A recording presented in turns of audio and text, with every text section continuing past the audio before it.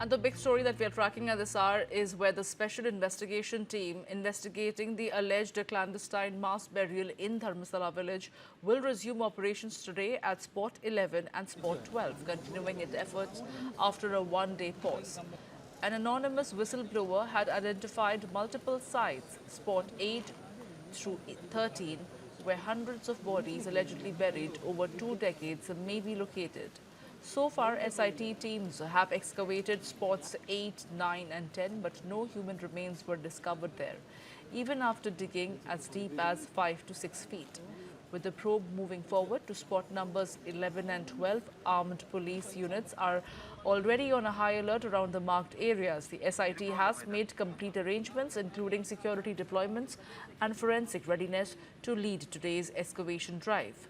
Meanwhile, in a fresh development in the mass burial case near Dharmasthala, a new complainant has come forward with a formal complaint and alleged he has been in possession of key evidence for the past 2 years. The complainant said that Jayant had video documentation of the location where a young girl's body was allegedly buried without following legal procedures. Jayant T, a resident of Ichlampadi and known social activist, stated that the burial incident is not new information for him. According to Jayant, others who were eyewitnesses to the incident were also present with him at the time the video was recorded. He insisted that the SIT must file an FIR based on his submission. Jayant also said that family members of Padmalatha linked to the 1986 case would also file a complaint alongside with him. The infamous Padmalatha case of 1986, long believed to have gone cold, is also expected to be brought to the SIT's attention in this fresh push for accountability. Jayant will be deposing before the SIT today. My colleague Gautam Shankar is joining me live right now to get us more details.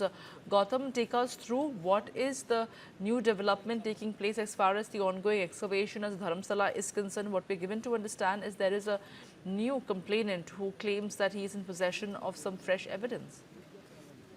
Yes, Samya. So there are a couple of parallel developments that are going to take place regarding the Dharmasthala mass burial case here. So one, like you rightly mentioned, the excavation process will continue at the site in number 11 that has been pinpointed by this whistleblower who was a former sanitation worker employed at Dharmasthala itself.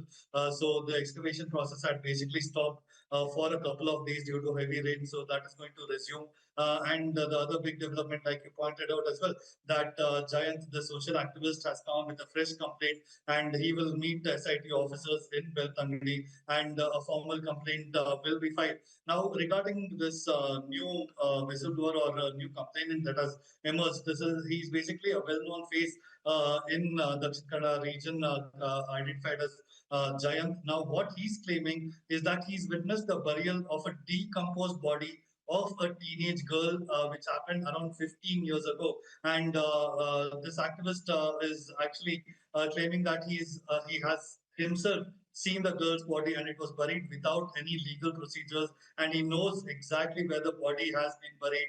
And he claims that he does not really know if it is a case of murder, but it is definitely a case of a girl being buried illegally and it was in a decomposed state. So this could actually throw up the case of wide open once again, because keep in mind that already the excavation operations are happening. So for following the formal complaint that will be filed by this activist as well, there could be another parallel digging operation that will begin very shortly.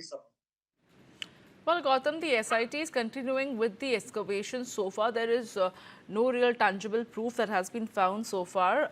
What is the merit on which they're still continuing with the excavation?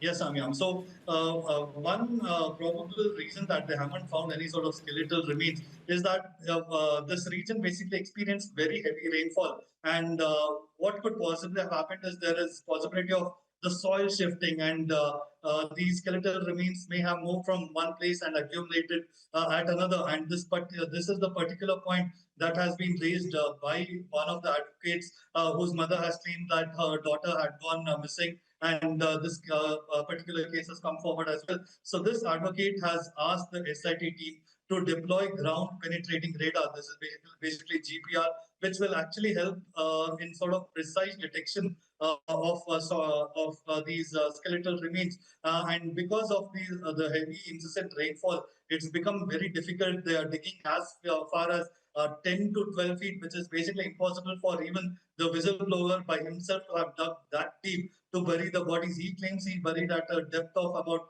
3 to 4 feet. So they are going far beyond that as well. So now the ground penetration radar, if this is deployed by the SIT, it could actually help the investigating officers to actually recover something that is meaningful, because so far it has just been that at site number 6 is where some sort of skeletal remains are being found. But this again, we have to keep in mind that it has not been confirmed by the SIT.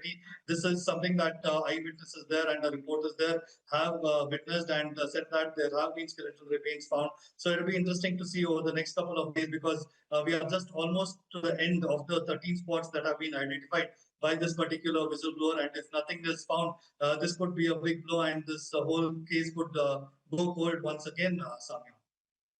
Absolutely, Gautam. Thank you for getting us all those details. We shall leave it at that for the moment.